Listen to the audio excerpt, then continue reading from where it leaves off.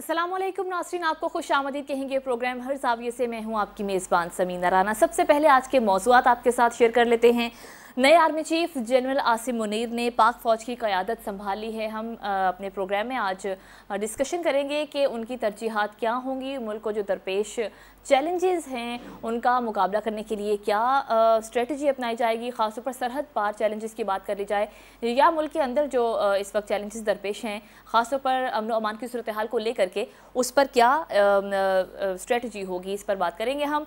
इसके बाद जो हमारा दूसरा बड़ा एक आज का मेन टॉपिक है, पंजाब असम्बली के हवाले से बहुत सारी बातें ज़ेर गर्दिश हैं और इत्तेहादी हुकूमत सर जोड़कर बैठ गई है कि हर हाल में पंजाब असम्बली को बचाना है, चाहे पीपल्स पार्टी के साथ मिलकर बचाना पड़े। लेकिन दूसरी तरफ पंजाब में गवर्नर राज लगाने की और इसके अलावा अदम एतमाद का वोट लेकर आने की बातें भी ज़ेर गर्दिश है। तो क्या कामयाबी हासिल होगी इत्तेहादी हुकूमत को पंजाब असम्बली को बचाने में? और तीसरा सवाल कि खान साहब के पास क्या कोई और ऑप्शन भी है इस्तीफ़ों के अलावा या असम्बली तहलील करने के अलावा किसी और ऑप्शन पर भी वो जा सकते हैं, और क्या असम्बली तहलील करना खान साहब के लिए इतना आसान है? इस पर प्रोग्राम में हम बात करेंगे। सबसे पहले मैं अपने मेहमानों का तारुफ आपसे करवा दूँ। मेरे साथ तशरीफ़ रखते हैं सीनियर तजियाकार शहजाद चौधरी साहब, सीनियर तजियाकार सजाद मीर साहब, सीनियर तजियाकार ज़ैगम खान साहब, सीनियर एंकर पर्सन और तजियाकार मसूद रजा साहब स्टूडियोज़ में मेरे साथ तशरीफ़ रखते हैं। सबसे पहले प्रोग्राम का आगाज़ शहजाद साहब आपसे कर लेते हैं। जनरल आसिम मुनीर ने पाक फ़ौज की क़यादत आज संभाल ली है, उन्हें छड़ी सौंप दी गई है। क्या तरजीहात आप देखते हैं मुस्तकबिल में, क्या तरजीहात होंगी उनकी? वाज़े हैं, मैं उनका जिक्र थोड़ी देर बाद में करूंगा, लेकिन मेरा ख्याल है कि कुछ सबक ज़रूर सीखने वाले हैं। और पाक फ़ौज को एक इदारे के तौर पे अब पिछले कोई 8, 10, 15, 20 साल के अंदर जो कुछ सोचना है, उसके अंदर ये सोचना है कि क्या पाकिस्तानी फ़ौज जो है उसको अपने जो उसकी इन्वॉल्वमेंट है सियासत के अंदर कह लीजिए, बाकी मुल्की मसाइल के अंदर कह लीजिए, वो किस हद तक होनी चाहिए।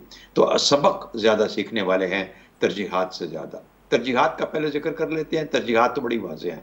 वो तो मिशन जो होता है अफवाज पाकिस्तान का, जो पाकिस्तान की आर्मी का मिशन हमारे आइन में जो दिया गया है कि पाकिस्तान की सलामती बैरूनी ख़तरों से और अंदरूनी ख़तरों से, ये पाकिस्तान की फ़ौज का मिशन है। यही एक जिसे कहते हैं कि बुनियादी असूल है उसके होने का।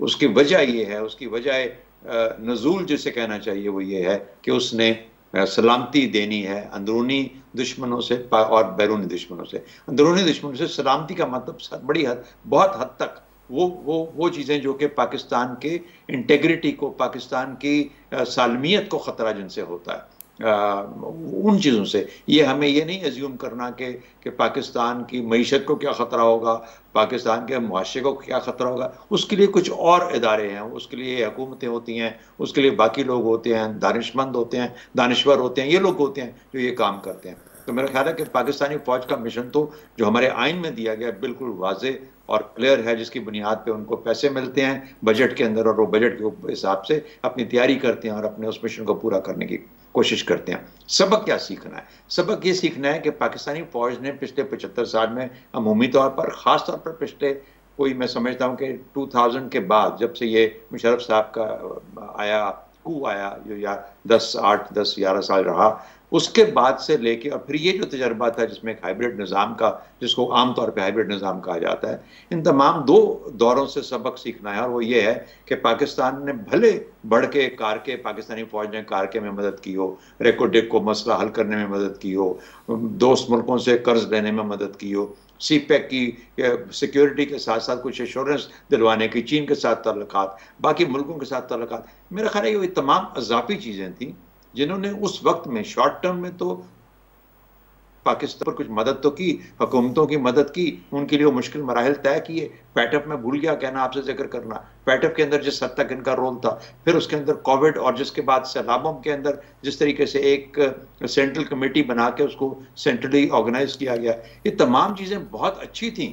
लेकिन काश कि इसको सिर्फ उस हद तक किया जाता जहां पर ओनरशिप हुकूमत वक्त के पास की रहती और ये सिर्फ एक सबॉर्डिनेट रोल के अंदर अपना रोल अदा करते, अगर कोई रोल था। बाकी मुल्कों के दरमियान ताल्लुकात, आपको लोन लेना है, आपको IMF के साथ मसाइल हैं, आपको किसी मुल्क के साथ मसाइल हैं, ये हुकूमतों का ताल्लुक है। क्योंकि इस सुराख से जब भी पाकिस्तानी और डसे इस बुरी तरीके से गए हैं कि उनका अपना इमेज, उनकी लीडरशिप का इमेज बहुत बुरे तरीके से गंदा हुआ, खराब हुआ और उसको मेलाइन किया गया। मेरा ख्याल है ये सबक सीखना है पाकिस्तानी फौज को, अपने इमेज को, अपने डिसिप्लिन को। हम कहते हैं ना जज्बे के साथ लड़ती है, जज्बे के साथ डिसिप्लिन शामिल हो तो तब प्रोफेशनलिज्म आता है। तो ये इन्होंने अपने अपने अपने डिसिप्लिन के अंदर खुदा न खासा को नुकसान पहुंचता है जब उनका नाम इस तरीके से खबरों में और अखबारों में और रोजमर्रा की बहसों में उलझाया जाता है और जलसों में उलझाया जाता है सियासत के अंदर।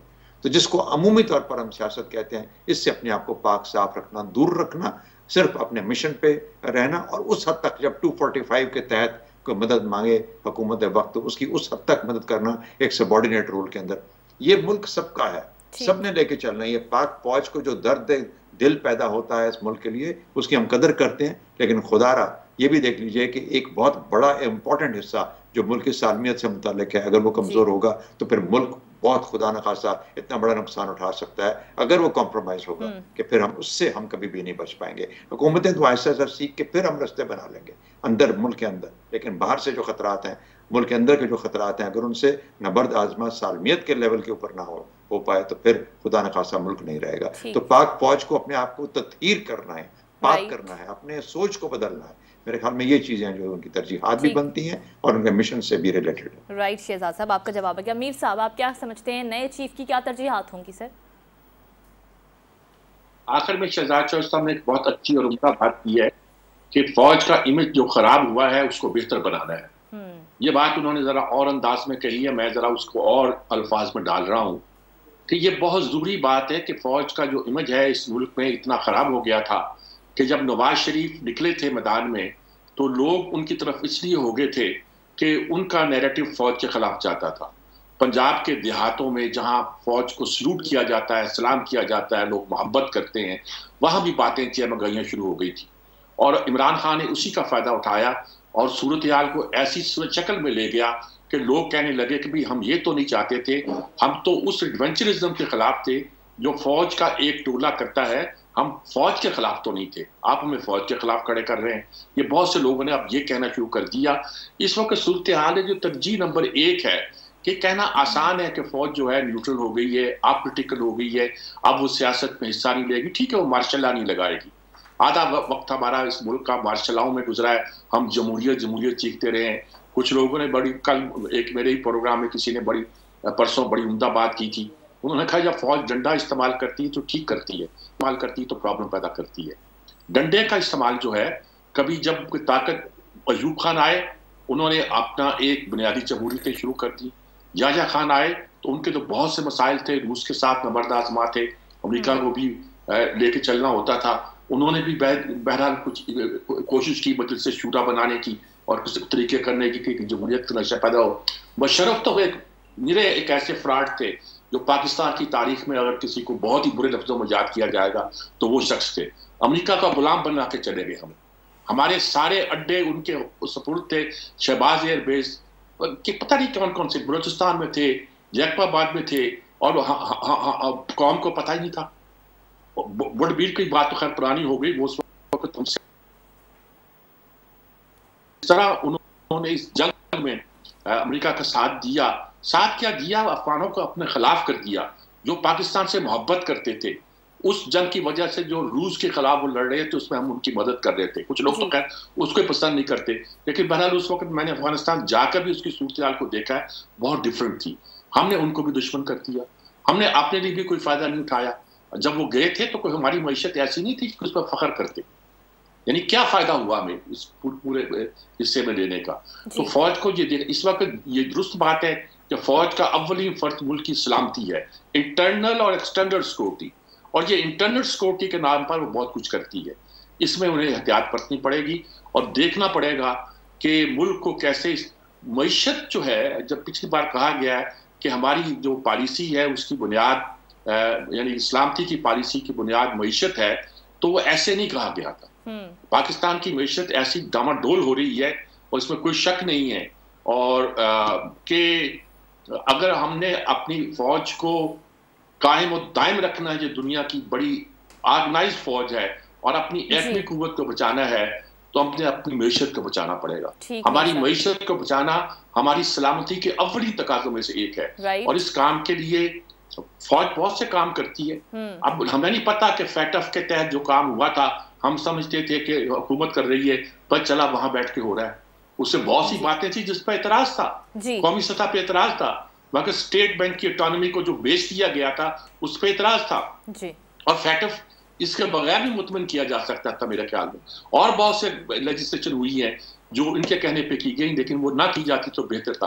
खारजा पॉलिसी के मामले में, दूसरे अमूर के मामले में, इक़्तिसादियात के मामले में बहुत सी इनका इनपुट चाहिए। इनपुट दुनिया में हर जगह होता है सिक्योरिटी फोर्सेस का, लेकिन उससे आगे उसमें कसूर सिविलियन का भी है। खारजा पॉलिसी को आप ये खुर्शीद कसूर हम बात करते हैं तो वो ये था। जी मीर साहब, करते हैं कि हमारे जी मीर साहब आपका जवाब आ गया। टाइम जी मीर साहब अपनी बात को कंक्लूड कीजिएगा। ये हो गई बात, कंप्लीट हो गई, अब आगे चलिए। ठीक है मीर साहब। ज़ैकम खान साहब आप क्या कहेंगे सर? मैं समझता हूँ कि शहजाद चौधरी साहब ने कूजे में दरिया बंद कर दिया।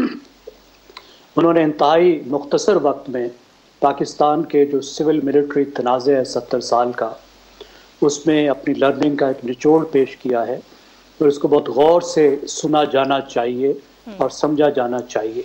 मैं भी समझता हूँ कि नंबर 1 मसला ये है कि अब पाकिस्तान की फ़ौज को सियासी तनाज़ात से अपने आप को निकालना होगा।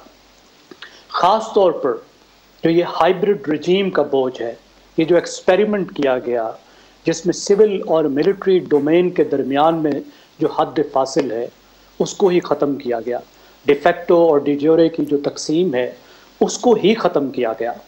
उसकी वजह से हुकूमत को तो शायद कुछ फ़ायदा नहीं हुआ, लेकिन पाकिस्तानी फ़ौज पर एक बहुत बड़ा बोझ पड़ गया।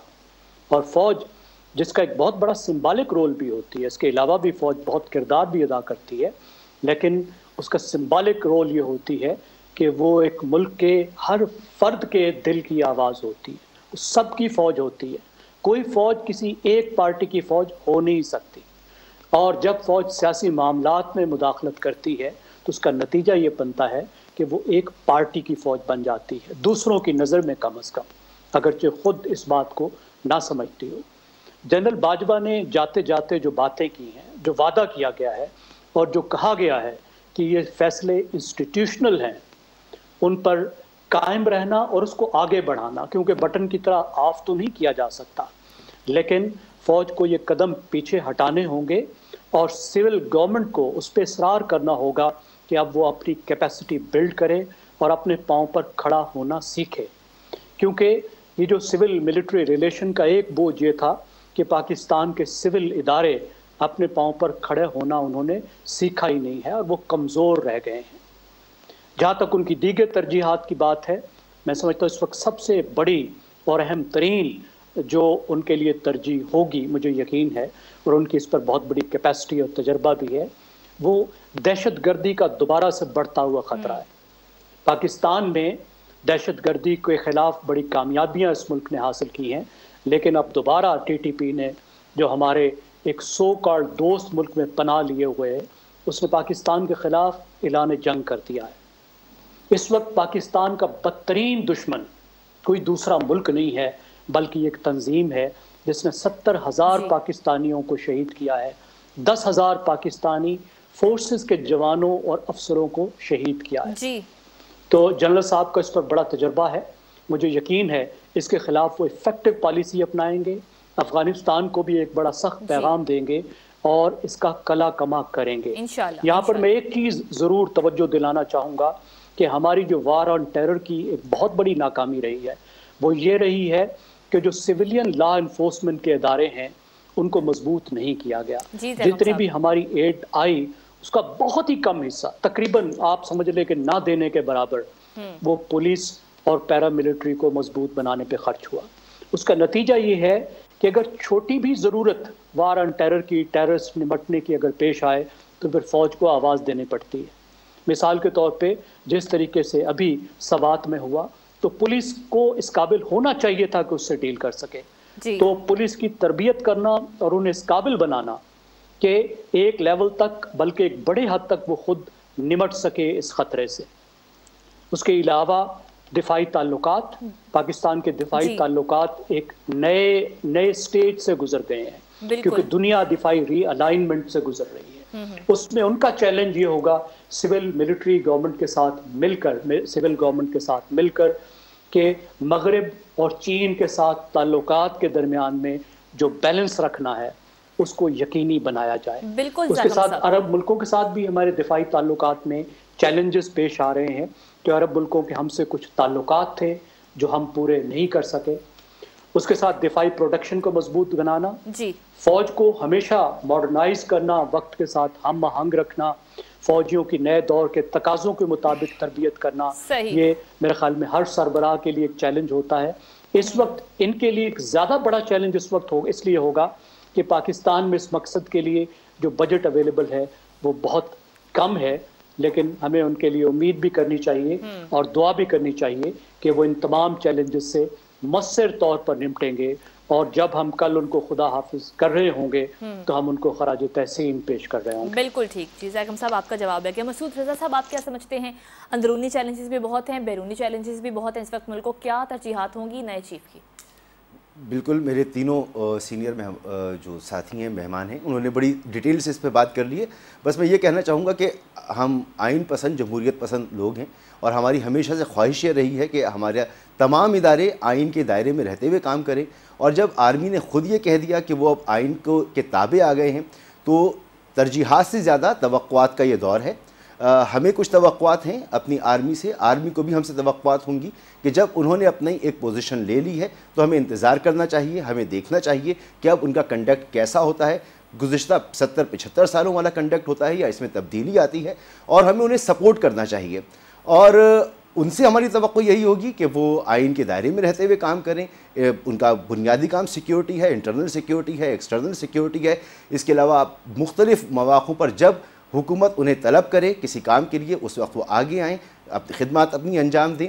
हमेशा हमारी फ़ौज ने कुर्बानियाँ दी हैं, कौम की खिदमत की है, उसी जज्बे के साथ, उसी लगन के साथ काम करें। लेकिन जब वो उन्होंने एक स्टैंड ले लिया है, एक बात कह दी है कि वो अब आइन के ताबे रहेंगे, उन्होंने अपने आप को आइन के ताबे कर लिया है, तो हम उनसे तवक्को ये रखेंगे कि वो आइन के ताबे रहेंगे, और ये तवक्को रखेंगे कि उनकी तरजीहात मुल्क की इंटरनल एक्सटर्नल सिक्योरिटी और मुल्क की खिदमत होगी और कुछ नहीं। राइट मसूद साहब आपका जवाब है। नाज़रीन, प्रोग्राम में यहाँ पर एक ब्रेक शामिल करनी है मुझे, ब्रेक के बाद वापस आएंगे तो हम बात करेंगे कि इस वक्त तमाम निगाहें पंजाब में सियासी सूरत हाल पर मरकूज़ हैं, पंजाब की हुकूमत का क्या मुस्तकबिल होगा, बात करेंगे। ब्रेक के बाद साथ रहिए।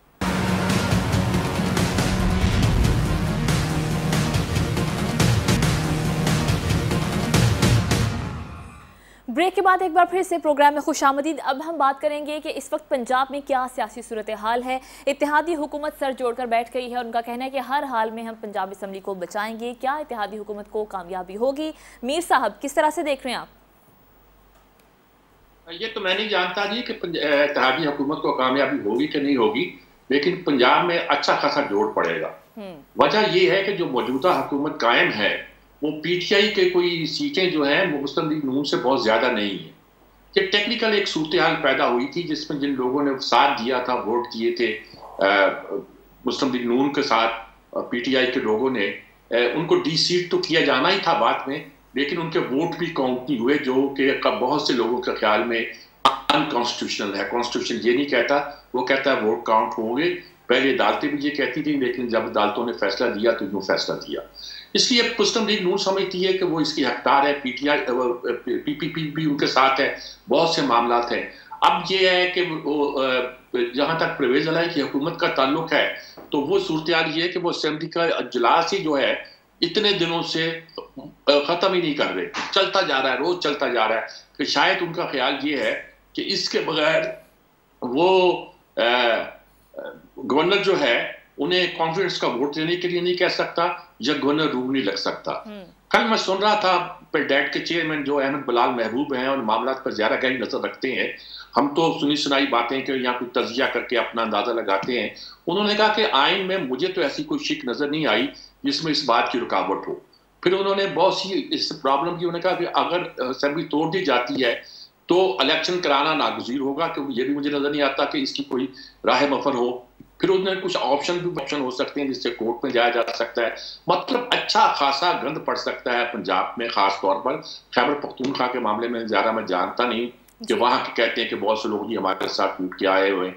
एक साहब कह रहे थे जो वजीर भी हैं वजीर बेमहकमा है, वो कह रहे थे कि बहुत से लोग टूट के हमारे साथ आए। बहरहाल इस बात से कता नजर ये कहा जा सकता है कि आने वाले दिनों में जो फैसला भी होगा वो पंजाब के मसले का, बल्कि इसमें नई कंफ्यूजन पैदा करेगा और वो कोई अच्छी नहीं होगी। ठीक, ज़ैकम खान साहब आप क्या कहेंगे, इस वक्त क्या सूरत हाल है पंजाब में? मेरा ख्याल है इस वक्त हुकूमत के पास, वफाकी हुकूमत के पास बहुत मुश्किल होगा उनके लिए कि वो इन सूबों के वज़राए आला का हाथ रोक सकें, और ये उनका कानूनी हक भी है, बिल्कुल उस तरह जिस तरह वज़ीर आज़म का हक है कि वो असम्बली की मुद्दत तक हुकूमत करें और असम्बली को ना तोड़ें। देखिए, आइन का आर्टिकल 112 वज़ीर आला को ये इख्तियार देता है कि वो असम्बली डिज़ॉल्व करें। उसमें जो वाहिद एक्सेप्शन मुझे नज़र आई है वो वोट ऑफ नो कॉन्फिडेंस की है, कि अगर वोट ऑफ नो कॉन्फिडेंस का नोटिस दे दिया गया हो वो असम्बली डिज़ॉल्व नहीं कर सकते। अब वज़ीर आला साहब चौधरी साहब ये कह रहे हैं कि क्योंकि असम्बली सेशन में है इसलिए नोटिस नहीं दिया जा सकता, लेकिन अक्सर माहिरीन कानून की ये राय है, और आइन में यकीनन ऐसी कोई बात नहीं है, वरना आर्टिकल 112 में जहाँ पे रेजोल्यूशन का है वहाँ पे लिखा होता, आर्टिकल 136 में लिखा होता, लेकिन ये चीज़ नहीं लिखी हुई आइन में कहीं नहीं है कि उनको रोका जा सके, कि जो वोट ऑफ नो कॉन्फिडेंस है उसके नोटिस को रोका जा सके। इसी तरह वज़ीर आला को सिर्फ इस चीज़ पे रोका जा सकता, वो मूव कर देते हैं, तो उसमें जो अगली बात है आर्टिकल 136 ये कहता है कि 3 दिन के बाद और 7 दिन से पहले उस वोट ऑफ नो कॉन्फिडेंस का इलेक्शन हो जाएगा, उस पर राय शुमारी हो जाएगी। अब सवाल ये है कि 7 दिन के अंदर अंदर क्या हो सकता है, या तो vote of confidence, no confidence कामयाब हो सकता है या नाकाम हो सकता है। क्या अपोजिशन के पास, जो पंजाब की अपोजिशन है, जो पीडीएम पार्टीज हैं, उनके पास पंजाब में इतने नंबर्स मौजूद हैं कि वोट ऑफ नो कॉन्फिडेंस में वो हुकूमत को बदल सके? इस वक्त तक तो हमारी कोई इंफॉर्मेशन नहीं है। अगर उनके पास मौजूद होते तो वो हुकूमत को पहले ही बदल चुके होते। अब वाहिद चीज जो एक ऐसा फैक्टर है जो हमें नजर नहीं आ रहा और हो सकता है वो असरअंदाज हो जाए, तो कुछ कानूनी पेचीदगियां हैं। एक कानूनी पेचीदगी ये है कि काउंसिल ऑफ कॉमन इंटरेस्ट ने खुद इमरान खान साहब की जेर सदारत अप्रैल 2017 में ये फैसला किया था कि नई मर्दमशुमारी की जाएगी 18 महीने के अंदर। उस मर्दमशुमारी के नतीजे में इलेक्शन उस हल्का बंदी के तहत होंगे। सही, ये एक चीज है जिस पर कोई अदालत में जा सकता है। ठीक। दूसरी बात जो पाकिस्तान के लिए नई है और शायद इसकी इंटरप्रिटेशन की जरूरत पड़े, वो ये है कि इस वक्त जो पाकिस्तान का सेटअप है वो गैर जानिबदार निगरान हुकूमतों का तकाजा करता है। ठीक, जिसके तहत पाकिस्तान में तमाम असम्बलियां एक ही वक्त रुखसत किया जाता है, वक्त ख़त्म होने पर या वक्त ख़त्म होने से पहले, और निगरान हुकूमतें आकर आती हैं।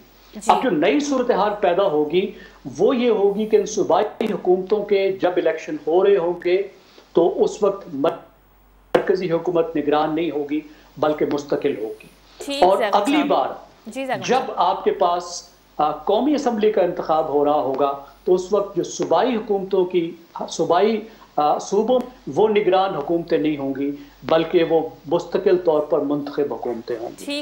हो सकता है ये चीजें अदालत में चली जाएं और अदालत में कुछ डिले हो जाए। मेरे ख्याल में जो बेस्ट होप है और मेरी नज़र में जो वाहिद होप है, वाहिद उम्मीद है इस वक्त पीडीएम पार्टीज के लिए, वो ये है कि किसी तरह ये मामला अदालत में जाएं और वहाँ 4-6 महीने ये मजीद खींच सके, क्योंकि ये मसला चंद महीनों ही का है। ओके, ठीक है ज़ैकम साहब। मसूद रज़ा साहब, आप क्या समझते हैं? अदम एतमाद की बातें चल रही हैं, साथ ही साथ गवर्नर राज की बात भी हो रही है, तो क्या इत्तेहादी हुकूमत कामयाब हो जाएगी? अच्छा, मेरा ख्याल ये है कि ये तमाम मामला आइनी और कानूनी पेचीदगियाँ जितनी भी आ जाएँ या जो भी सूरत हाल पैदा हो, ये आइनी और कानूनी से ज़्यादा एक सियासी मामला है। असम्बलियाँ डिज़ोल्व होती हैं या नहीं होती, या पीटीआई इस पर इस्तीफ़े देती है, दोनों सूरतों में जो बॉल है वो अब मरकज़ी हुकूमत के कोर्ट में है। अब मरकज़ी हुकूमत को इस पर रिस्पॉन्ड करना है। अब देखें, अगर आधी पंजाब असम्बली इस्तीफे दे देती है और बाहर निकल आती है तो इस असम्बली की हैसियत क्या होगी? वही हैसियत जो इस वक्त मरकज़ी हुकूमत की, मरकज़ी असम्बली की है, जहाँ पर अपोजिशन लीडर ये कहता है कि अगला इलेक्शन मुझे नून लीग के टिकट पर लड़ना है। यानी अपोजिशन भी आपकी है, हुकूमत भी आपकी है। और इसी तरह की अगर हुकूमत पंजाब में भी बन जाती है तो ये कैसी जमहूरियत है? तो इसका जो बर्डन है वो उठाना पड़ेगा PDM की हुकूमत को। और फिर इसके बाद जो जितना अरसा आप हुकूमत करेंगे, इमरान खान सिस्टम से बाहर होगा, मईशत की जो हालत है वो सुधरती नज़र नहीं आ रही है। तो जितनी परेशानियां आवाम फेस करेंगे, प्रॉब्लम फेस करेंगे, उसका सारा ब्लेम जो है मजीद वो PDM हुकूमत के ऊपर जाएगा। तो सियासी हवाले से ये तहरीक इंसाफ को इसमें फ़ायदा ही होना है। तो अगर इसमें आप रुकावट डालें या ना डालें, ये इमरान खान की एक अच्छी सियासी चाल थी इस मौके पर, और वो इसमें खासी हद तक सियासी तौर पे कामयाब नजर आ रही है। पिछले दिनों कुछ ऐसी बातें भी थी कि जरदारी साहब भी पंजाब हुकूमत गिराने के लिए बड़े सरगर्म थे। गिरा लीजिए। तो क्या वो अब PMLN और PP एक इस बात पर मुत्तफिक हो जाएंगे? इमरान खान ये कह के उठ गया कि मैं मजीद इस करप्ट सिस्टम का हिस्सा नहीं रहूंगा। अब आप उनकी सियासत पर, उनके कंडक्ट पर, उनकी दयानतदारी पर सवाल उठाएं, बातें करें, कुछ भी करें, वो एक जुमला कह के उठ गया कि मैं इस करप्ट सिस्टम का मजीद हिस्सा नहीं रहूंगा। अब वो इस्तीफे दे या असेंबली डिसॉल्व करे। इंतखाबात 1 साल के बाद हों या जल्दी हो जाएं, जितनी देर ये हुकूमतें चलेंगी, जो चैलेंजेस हैं, माशी चैलेंजेस, किसी तरीके से नज़र नहीं आ रहा कि टर्न अराउंड हो सके सिचुएशन। तो इसका अल्टीमेटली जब भी इलेक्शन होगा, इसका खुमियाजा भुगतना पड़ेगा PDM की हुकूमत को। मुझे ये लगता है कि अगर इंटरिम गवर्नमेंट आ जाए, 3 महीने दोनों अलग हों सिस्टम से, दोनों को थोड़ा सा मौका मिले, फेस सेविंग का मौका मिले, 3 महीने में लोगों की याददाश्तें थोड़ी बहुत PDM की तरफ से भी हट जाएं कि इन्होंने क्या अच्छा किया और क्या बुरा किया, लिविंग प्लेइंग फील्ड हो, नवाज शरीफ साहब वापस आ जाएं और फिर इलेक्शन की तरफ चले जाएं, तो ये विन विन सिचुएशन हो सकती है। राइट जी, अब तो भी आने वाले वक्त में सिचुएशन क्लियर हो जाएगी। शहजाद चौधरी साहब, आप किस तरह से देख रहे हैं इस वक्त पंजाब में सियासी सरगर्मियाँ बड़ी उरूज पर हैं? क्या इत्तेहादी हुकूमत को कोई कामयाबी हासिल हो पाएगी पंजाब असम्बली को बचाने में या नहीं? अच्छा, सियासत जो सर कहते हैं ना, सियासी जो वहाँ पर जो चल रही है कश्मकश, उसका क्या सियासत है? क्या सियासत तहलील करने का मकसद क्या होगा? तहलील क्यों करना चाहते हैं? ताकि इलेक्शन जल्दी हो जाए। अब इलेक्शन जल्दी होने के अंदर एक दो चीजें बीच में रास्ते में हायल है। सिंध गवर्नमेंट एग्री नहीं करती कि वो अपने वक्त से पहले खत्म होगी, तो इसमें असद जरदारी साहब का बहुत बड़ा रोल है। इमरान खान साहब भी इलेक्शन जल्दी चाहते हैं, जरदारी साहब इलेक्शन जल्दी बिल्कुल नहीं चाहते। PDM मजबूर है, बीच में बैठी है, इससे बात कह लीजिए। इनको भी पता है इनके हाथ से मईशत निकल चुकी है, हुकूमत नहीं हो रही है, और अगर ये इसी तरीके से चलते रहे तो सिवाय अपना और वो कुछ भी नुकसान, उससे ज्यादा नुकसान नहीं होगा, बहुत बड़ा नुकसान होगा। तो अगर ये सारी चीजें हो रही हैं और ज्यादा रुझान इस तरफ है कि इलेक्शन जल्दी किए जाएं, तो उसका एक तरीका तो ये होती है कि आप ये नहीं होती कि आपने अपने मुखालिफ की इस मूव को पिछाड़ना है सिर्फ, और पिछाड़ने के बाद क्या करना है ये नहीं समझ। तो अगर वहां के जरदारी साहब के साथ ताल्लुक कायम किया जाए, आपस में बातचीत की जाए, तमाम सियासी लीडर आपस में बैठे और ये फैसला करें कि इलेक्शन कब होना है और किस तरीके से करना है। वरना मेरा ख्याल है तहलील को, अगर तहलील हो भी जाती है तो उसके बाद कोई ना कोई ऐसा बंदोबस्ती निज़ाम हमारी सेंट्रल गवर्नमेंट, फेडरल गवर्नमेंट की मिसाल के तौर पर, जिसके वक्त उसको तहलील करने की कोशिश की गई तो किस तरीके से कानून आया, कानून ने कैसे उनको रेलिवेंट बनाया, मामलात ने कैसे रेलिवेंट बनाया, ये तमाम चीजें आज भी सूबाई हुकूमतों को रेलिवेंट कर देंगी। लेकिन ये एक आर्जी निज़ाम रहेगा, तो आर्जी निज़ाम कभी डिलीवर नहीं कर पाएगा। इसलिए मेरा ख्याल है कि हमारी तहलील का मकसद अगर देखें तो उसका रास्ता मुख्तलिफ है। ये रास्ता नहीं है कि हम कानून के अंदर ले आए, इनको मिल के बैठना है। इसलिए मैं कहता हूँ कि मईशत वो बड़ा ट्रिक दूर करेगा कि कोई ना कोई रास्ता ढूंढा जाए, अगर इनको पाकिस्तान की मईशत और पाकिस्तान के बारे में इनकी नीयत ठीक है सियासतदानों की। ठीक शहजाद साहब, आपका जवाब भी आ गया। नाज़रीन, प्रोग्राम में यहाँ एक ब्रेक के बाद वापस आएंगे तो हम बात करेंगे कि क्या खान साहब के पास असम्बलियाँ तहलील करने या इस्तीफ़ों के अलावा भी कोई ऑप्शन मौजूद है, क्योंकि ये कहा जा रहा है कि आइंदा हफ्ते असम्बलियाँ तहलील करने के हवाले से खान साहब ऐलान कर देंगे। जुम्मे को पंजाब असम्बली के हवाले से कहा जा रहा है और हफ्ते वाले दिन KP असम्बली इजलास के बाद या इजलास के बाद ये कहा जा रहा है कि ऐलान मुतवक्के है। ब्रेक के बाद बात होगी, साथ रहिए।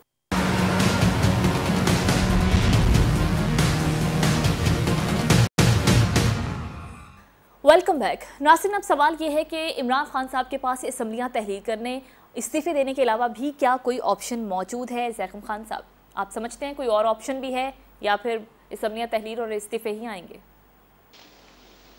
देखिए, सियासतदानों के पास हमेशा ऑप्शन मौजूद होते हैं और उन्हें उन ऑप्शंस पर तवज्जो देनी चाहिए। उन्होंने 8 महीने तक सियासी मोबिलाइजेशन करके देखा, दर्जनों जलसे किए, एक धरना करने की कोशिश की, उसके बाद दूसरा धरना करने की भी कोशिश की, लेकिन उस धरने को उन्होंने नहीं किया, वो वापस चले गए। उनका जो नैरेटिव है उसमें एक बड़ी बात यह है कि पाकिस्तान एक बहुत बड़े माशी बहरान से दुचार है और इलेक्शन इस बहरान का हल है। पहली बात उनसे पूछता, 8 माह की जो मोबिलाइजेशन थी उनकी, क्या उसके नतीजे में पाकिस्तान के माशी मामलात बेहतर हुए हैं या ख़राब हुए हैं? हर माशी माहिर, हर इकानमिस्ट आपको ये कहेगा कि इमरान खान की मोबिलाइजेशन ने एक माशी बहरान के ऊपर एक सियासी बहरान का भी बोझ ला दिया है और पाकिस्तान के माशी मसाइल को मज़ीद उन्होंने कॉम्प्लिकेटेड कर दिया है। अब उन्होंने ऐलान किया है कि वो सूबाई असम्बलियाँ छोड़ना चाहते हैं, डिज़ाल्व करना चाहते हैं, ये उनका हक है। मेरे ख्याल में ये वाला हल उस हल से बेहतर है जो हल वो पहले करना चाह रहे थे, जब वो अदारों पर दबाव डाल रहे थे और फौज पर दबाव डाल रहे थे कि वो वापस आए और उनकी सपोर्ट करे और इस हुकूमत को गिराने में उनकी मदद करे और उनके पीछे खड़ी हो। उससे तो ये वाली बात बहुत बेहतर है बहरहाल कि वो असम्बलियाँ डिज़ाल्व करें और असम्बलियों की दोबारा से उनमें इलेक्शन हो जाए। लेकिन मेरी नज़र में सबसे बेहतर हल ये है कि वो दूसरी पार्टियों के साथ मुज़ाकरात करें। इसमें रुकावट ये है कि वो दूसरी सियासी जमातों को सियासी जमातें नहीं समझते। अगरचे अगर उनके वोट मिला लें तो पीटीआई से, इमरान खान से उनके वोट दुगने बनते हैं। पाकिस्तान के एक बहुत बड़े तबके की वो भी नुमाइंदगी करते हैं, लेकिन इमरान खान की नज़र में वो सियासतदान नहीं हैं, वो सियासी जमातें नहीं हैं, वो माफियाज हैं, वो चोर हैं, वो डाकू हैं। वो हुकूमत में होते हुए भी उनके साथ बैठने को तैयार नहीं थे और अब भी वो इस प्री कंडीशन पे बात करने को तैयार हैं कि पहले तो ये ऐलान कर दिया जाए कि इलेक्शन कब होंगे। अगर वो इलेक्शन का ही पहले ऐलान कर दें तो उसके पास बात करने को फिर उसके बाद क्या रह जाता है। तो बेहतर होगा कि वो इनके साथ मुज़ाकरात करें, कोई दरमियानी रास्ता निकालने की कोशिश करें और अगर इलेक्शन अपने वक्त पर भी होते हैं तो कौन सी क़यामत आ जाएगी आधे पाकिस्तान पर। तो वो खुद कहते हैं वो हुकूमत कर रहे हैं, वो खुद कहते हैं कि वफाकी हुकूमत के पास सिर्फ 27 मुरब्बा मील का इलाका है। तो जिस आधे मुल्क पर उनकी हुकूमत है उसको तो बेहतर करने की कोशिश करें। उसको बेहतर करने की इस वक्त वो क्या कोशिश कर रहे हैं? पंजाब में गवर्नेंस कितनी बेहतर हो गई है, पर बेहतर हो गई है। केपी में हुकूमत कितनी बेहतर हो गई है। उनके पास करने को बहुत कुछ है। वो 8 महीने बाद भी अगर वज़ीर आज़म बन जाएंगे, 10 महीने बाद भी बन जाएंगे तो कोई क़यामत नहीं आ जाएगी। उन्हें इस तरह जल्दबाजी का मुजाहरा नहीं करना चाहिए, इसलिए कि इस वक्त उनके साथ पब्लिक ओपिनियन है, इसलिए कि उस वक्त ज़्यादा मकबूल हैं। मेरा ख्याल है उन्हें इस तरीके से जल्दबाजी का मुजाहरा नहीं करना चाहिए, फौरी इलेक्शन पे इसरार नहीं करना चाहिए।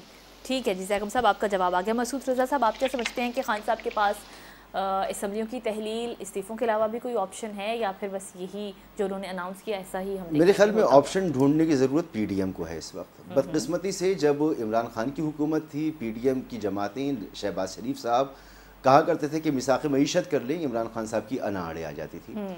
फिर जब इनकी हुकूमत ख़त्म होने लगी तो उन्होंने कहा जी हुकूमत ख़त्म ना करें, हम अर्ली इलेक्शन करा देते हैं और इस पर बात कर लें। इनकी अनाड़े आ गई। फिर कई मौक़े ऐसे आए कि दोनों तरफ से गाहे बगाहे बातचीत की कोशिशें, ख्वाहिश का इजहार किया गया, लेकिन कभी कहा गया कि इनको निशान इबरत बना दिया जाए, इनसे अब बातचीत ना की जाए, ये इस काबिल नहीं है, ये फितने हैं, ये उनको कहते हैं चोर, डाकू, लुटेरा। तो कई मौक़े ज़ाया कर दिए। ऑप्शन अगर पीडीएम ये समझती है कि बातचीत की ज़रूरत है, ये बात कहना भी शायद मुनासिब नहीं होगा कि वो इनको किसी खातिर में नहीं लाते, यानी इमरान खान और उनकी जमात। दर्जनों बयानात मौजूद हैं जहां वो कहते हैं कि जी आएँ, बैठे, बात करें, हमारा मुद्दा यह है कि आप अर्ली इलेक्शन कराएं। जिस तरह आप ये समझते थे कि हम मुल्क के लिए बेहतर नहीं है, इसी तरह हम समझते हैं कि आपकी हुकूमत मुल्क के लिए बेहतर नहीं है। वो कुछ नंबर्स देते हैं, वो कहते हैं कि जी जो इकोनॉमिक सर्वे रिपोर्ट है वो आप उठा के देखें, हमारे नंबर ज़्यादा बेहतर थे, मईशत अच्छी थी, तरक्की कर रही थी, ज़राअत अच्छी थी, एक्सपोर्ट्स अच्छी थी, रेमिटेंसेज आ रहे थे, सारी चीज़ें बेहतर थी। जो आपकी हुकूमत है इसमें जो अदाद शुमार हमारे साथ मौजूद है वो ठीक नहीं है, तो आपको घर जाना चाहिए। तो पावर भी हो एक बंदे के पास, उसके पास पब्लिक सपोर्ट भी हो, और फिर आप उससे ये तवक्को करें कि वो हुकूमत को डिस्टेबल भी ना करे, हालांकि उसकी हुकूमत डिस्टेबल हुई हो, उसका तख्ता उल्टा गया हो, तो ये इस तरह का तजदिया शब्द। लेकिन मसूद साहब, आपको याद होगा राना सनाउल्लाह साहब ने अभी 2-3 दिन पहले ये स्टेटमेंट दिया था कि अब हुकूमत मुज़ाकरात नहीं करेगी, अब खान साहब को मुज़ाकरात करने हैं तो वो आए।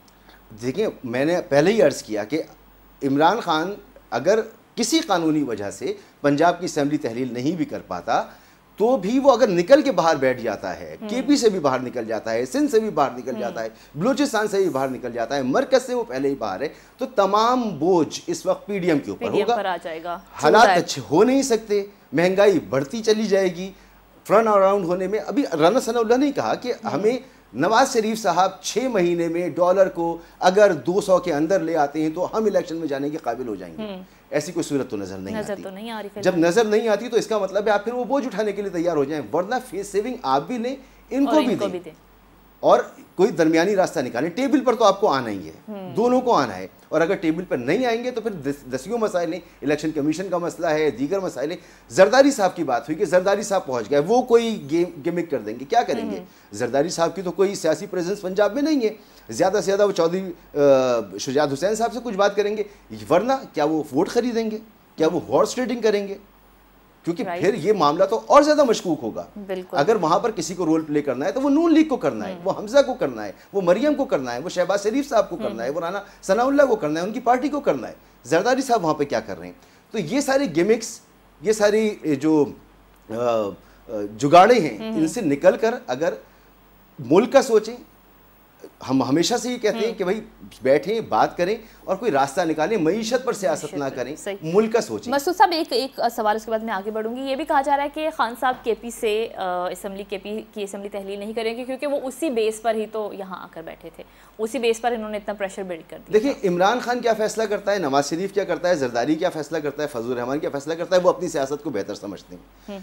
सियासत में कोई चीज़ हतमी नहीं होती, वक्त के साथ साथ ये शतरंज की खेल की तरह इसके मोहरे आगे पीछे किए जाते हैं, और इसी तरह सियासत होती है। तो वो कब क्या फैसला करेंगे, जो अपने लिए बेहतर समझेंगे वो फैसला करेंगे। पब्लिक सपोर्ट उनके साथ होगी या नहीं होगी। राइट। शहजाद चौधरी साहब, आप क्या समझते हैं, खान साहब के पास कोई और भी ऑप्शन है असेंबली तहलील करने या इस्तीफों के अलावा? देखिए, इमरान खान साहब आज से पहले जो उनकी सियासत थी वो असल में एक अना का क्लैश था, जनरल बाजवा के साथ था। आज जनरल बाजवा अपनी जगह छोड़ के एक आम इंसान, एक आम पाकिस्तानी के रूप में वापस चले गए। अब वो अपनी जगह पे नहीं है। अब इनकी अना के क्लैश की कोई वजह बनती नहीं है। जब वो ये कहते थे उस ज़माने में कि फौज जो है वो हमें वापस आए और इनको निकाले और हमें बैठाए और न्यूट्रल नहीं रह सकती, फौज को अपने अंदर घसीटना चाहते थे ताकि उसको और रगीदा जा सके। अब जनरल बाजवा चले गए, इसलिए उनका जो मुद्दा फौज के साथ था वो एक चैप्टर बंद हो गया। अब उसके बाद अब एक नया दौर शुरू कर हर वो शख्स सिवाय अफवाज पाकिस्तान के जिनका दर्द दिल बेशक, अब हर वो शख्स जो पाकिस्तान का दर्द रखता है उसका सिर्फ एक ही काम है कि पाकिस्तान के माशी सियासी मुस्तकबिल जो है उसके लिए कोई राय अमल इख्तियार किया जाए, कोई रास्ता ढूंढा जाए, कोई बैठ के सलाह मशवरा किया जाए, कोई देखा जाए पाकिस्तान के माशी मसाइल हल कैसे हो सकते हैं, पाकिस्तान के सियासी मसाइल का हल होगा।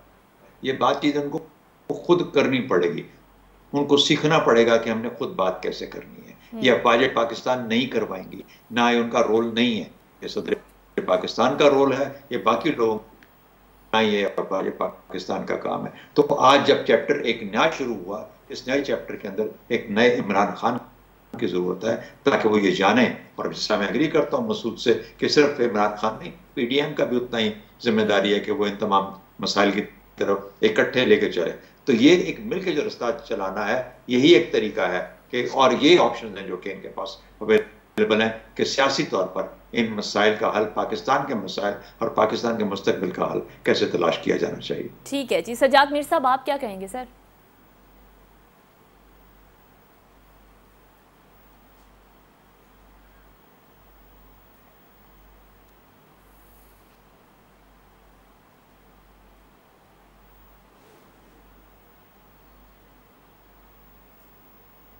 नहीं, ये दुरुस्त बात की है शहजाद चौधरी साहब ने कि जनरल बाजवा तो अब चले गए और इनका तसादुम उनके साथ था, लेकिन जो नए आर्मी चीफ आए हैं इनके हवाले से इमरान का जो रवैया रहा है और जो बातें इन्होंने की हैं और जिस बात से ये डरे हुए हैं, वो मैं अब दोहराना नहीं चाहता, चैनल पर बार बार दोहराई जा चुकी है। और इनकी वो खुफिया बात नहीं है कि जिसके बारे में कहा जाए कि किसी को मालूम नहीं है, ये बातें ऑन एयर नहीं कहनी चाहिए वगैरह वगैरह, वो कही जा चुकी हैं, बार बार कही जा चुकी हैं। बल्कि कई प्रोग्रामों में तो हर तजिया नगार ने उस बात को रिपीट किया है जिस बात से इमरान क्या चाहते थे कि कौन आर्मी चीफ ना हो और कौन हो। ये बहुत सारी बातें हैं जो सामने की हैं। ठीक है, फौज अपॉलिटिकल हो गई है, फौज सियासत से अलग हो गई है, लेकिन देखिए बहुत सी बातें ऐसी होती हैं मुल्क की सलामती के लिए, इंटरनल सिक्योरिटी के लिए, जिसमें बहुत सी बातें जो हैं वो देखना भी पड़ती है। ये वेट एंड सी की पॉलिसी पे गामजन है, जो जैसा कि उन्होंने कहा था, वो देखना चाहते हैं कि नई क़यादत क्या रवैया इख्तियार करती है और उसके जवाब में इन्हें क्या रवैया इख्तियार करना चाहिए था। ये जो आज़म सवाती के साथ तकरीर कराई थी, ये ऐसे नहीं थी, यानी कि जब शाह महमूद कुरैशी तकरीर कर चुके हों तो किसी तकरीर की गुंजाइश नहीं होती, तो वहां आज़म सवाती से तकरीर करा के एक तरह का फीलर छोड़ के जज करने की कोशिश की गई है कि नई क़यादत क्या रवैया इख्तियार करती है। देखिए, फौज को सियासत में हिस्सा नहीं लेना, लेकिन इंटरनल सिक्योरिटी से बेखबर तो नहीं होना चाहिए। लेकिन जनरल बाजवा के ज़माने में नवाज शरीफ को के साथ जो हुआ वो अब तारीख का हिस्सा है, उसका एक एक चैप्टर लोगों को मालूम है। उसके बाद क्या किया गया, इमरान को बकौल बहुत से तजिया नगारों के लाया गया और लाने के बाद फिर उससे बदजन होकर उसको निकाला गया। अब सूरत हाल है कि उसने जब वापस आकर तकरीरें शुरू की तो उसको नजरअंदाज किया गया और नतीजा क्या है कि वो अब ताकत बन गया है। ये जो सारा सिनेरियो पैदा हुआ है, ये किसकी हिकमत अमली की गलती है, इसका कोई तदारक कोई नहीं कर सकता। लेकिन ये एक बात समझ लेनी चाहिए कि पाकिस्तान की बेहतरी इसी में है। इमरान तो सिक्योरिटी के मसाइल पर गुफ्तगू होती थी तो ये आते थे आर्मी चीफ को, ISI के चीफ आके ब्रीफिंग देते थे सियासतदानों को, और बल्कि कहा भी गया कि हमें ये ब्रीफिंग देते हैं, आके पॉलिटिकल क़यादत ब्रीफिंग दे। जैसा वक्त गुजरा है, अब मेरा ख्याल में इमरान को एक बात समझ लेनी चाहिए कि जब तक बातचीत होगी बात आगे नहीं बढ़ेगी। रही PDM की बात, इनकी बात, तो उनका मसला ये है कि उन्होंने जो लूज करना था लूज कर चुके।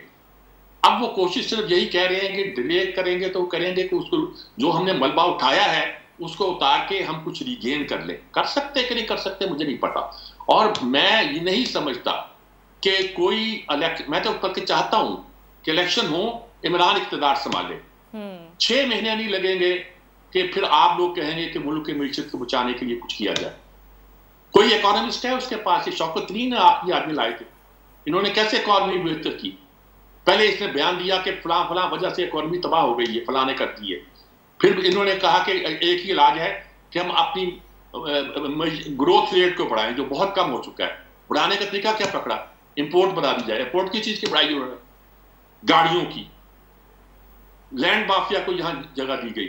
ये कोई पॉलिसी नहीं है जनाब, किसी मुआशरदान की पॉलिसी नहीं है, किसी बैंकर की पॉलिसी हो सकती। पाकिस्तान को इस वक्त बहुत संजीदा किस्म के सोच विचार की जरूरत है। वो कौन करेगा, कैसे करेगा, इमरान को भी सोचना चाहिए, दूसरों को भी सोचना चाहिए। ठीक है जी। शहजाद चौधरी साहब, सज्जाद मीर साहब, ज़ैगम खान साहब, मसूद रजा साहब, मेरे तमाम मेहमानों की कीमती वक्त कीमती राय का बहुत शुक्रिया। आपसे कल नए मौज़ूआत के साथ मुलाकात होगी। इजाज़त दीजिए, अल्लाह ने